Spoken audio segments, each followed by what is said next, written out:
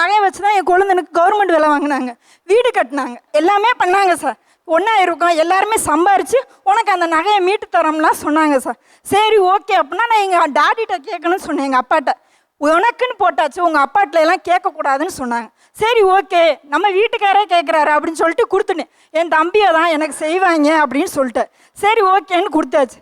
Government வேலை பார்க்கணுன்னு என்னன்னு கேட்டுக்கல, வீடு கட்டினவங்களும் என்னன்னு கேட்கலாம். ஆனால் வீடு கட்டையில் மட்டும் இளைய பையனுக்கு எழுதி கொடுத்தாங்க. எப்படி? மூத்த பையன் இல்லை, அவன் தான் சம்பாதிக்கிறான், மருமகன் நிறையா கொண்டு வந்திருக்கு அப்படின்ட்டாங்க. எங்கள் வீட்டுக்கார்ட்ட நான் கேட்டேன், என்ன மாமா எதுவுமே இல்லைன்ற. உடடி என் தம்பி எனக்கு செய்யாமல் யாருக்கு செய்ய போகிறேன் அப்படி சொன்னேன். மாமா அந்த காலம் மாதிரி நினைக்காத, நம்ம ஒரு பொம்பளை பிள்ளை வச்சுருக்கோம் அப்படின்னு. என் தம்பி செய்வான், என் தம்பி பொண்ணாட்டி செய்யும் அப்படின்னு சொன்னேன். ஆனால் இது வரைக்கும் அவங்க நல்லா இருக்காங்க சார், நல்ல காரப்பங்களா வசதி இருக்கட்டும், ஆண்டைய முன்னத்தில் அவங்க நல்லா இருக்கட்டும்.